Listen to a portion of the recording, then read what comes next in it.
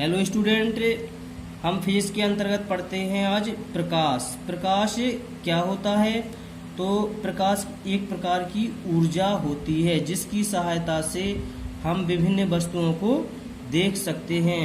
इस विश्व में जितना भी जो भी हमको दिखाई दे रहा है वो हम प्रकाश के दृश्य क्षेत्र की सहायता से देख पाते हैं। अब प्रकाश के अंतर्गत हम पहला टॉपिक पढ़ते हैं प्रतिबिंब। तो प्रतिबिंब हमारे दो प्रकार के होते हैं। पहला प्रतिबिंब होता है वास्तविक प्रतिबिंब और दूसरा प्रतिबिंब होता है हमारा आभासी प्रतिबिंब।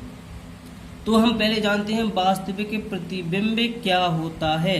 तो जब प्रकाश किरणें परावर्तन या अपवर्तन के पश्चात वास्तविक रूप से किसी बिंदु पर मिलती हैं तो जो प्रतिबिंब बनता है उसे हम वास्तविक प्रतिबिंब कहते हैं। इस प्रतिबिंब को हम पर्दे पर प्राप्त कर सकते हैं। अब हम देखते हैं आभासी प्रतिबिंब को। जब प्रकाश किरणें परावर्तन या अपवर्तन के पश्चात किसी बिंदु पर मिलती हुई प्रतीत होती हैं तो वहां पर आभासी प्रतिबिंब बनता है। इस प्रतिबिंब को पर्दे पर प्राप्त नहीं किया जा सकता है। अब हम फिगर के माध्यम से देखते हैं किस तरह से वास्तविक प्रतिबिंब बनता है और किस तरह से आभासीय प्रतिबिंब। तो ये फिगर है, ये इसमें समतल दर्पण है जिसमें प्रकाश किरणें अनंत से आ रही हैं और परावर्तन के पश्चात बिंदु आई पर मिल रही हैं। यानी कि यहाँ पर प्रकाश किरणें वास्तविक रूप से मिल रही हैं। तो यहाँ पर क्या हुआ? वास्तविक प्रतिबिंब। और हम जब हमको जो दिखाई देता है वहाँ पर हमको दिखाई देता है कि वस्तु से प्रकाश किरणें आती हुई प्रतीत हो रही हैं। तो यहाँ पर जो वस्तु की पोजीशन होगी वो आभासी होगी।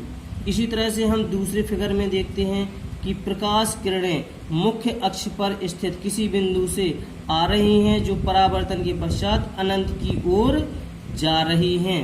तो यहाँ पर जो हमको प्रतिबिंब प्राप्त होगा वो हमको आभासीय प्रतिबिंब आई प्राप्त होगा।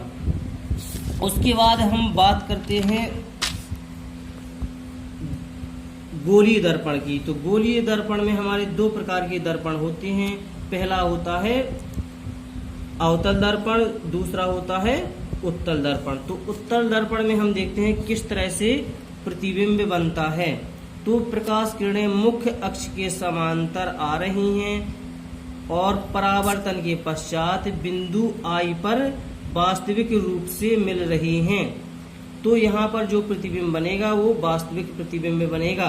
अब हम फिगर सेकंड में देखते हैं। तो यहाँ पर हमारा है उत्तल दर्पण। तो यहाँ पर प्रकाश किरणें मुख्य अक्ष के समांतर आ रही हैं लेकिन परावर्तन के पश्चात आफ्टर रिफ्लेक्शन ये अनंत की ओर जा रही हैं। तो इसका जो प्रतिबिंब हमें प्राप्त हो रहा है वो आभासीय प्रतिबिंब प्राप्त हो रहा है। अर्थात यहाँ पर हमको जो समझ में आता है वो ये आता है कि प्रतिबिंब आई से प्रकाश किरणें आ रही हैं। अब हम बात करते हैं लेंस की। तो लेंस हमारे भी दो तरह के होते हैं। एक होता है अवतल लेंस, दूसरा होता है उत्तल लेंस। तो उत्तल लेंस में हम देखते हैं कि प्रकाश किरणें इस तरह से आ रही हैं और ये अपवर्तन के पश्चात वास्तविक रूप से बिंदु आई पर मिल रही हैं। लेकिन जो हमको प्रतीत हो रहा है वो हो रहा है कि किरणें बिंदु ओ पर मिल रही हैं। इसी तरह से हम दूसरे फिगर की बात करते हैं।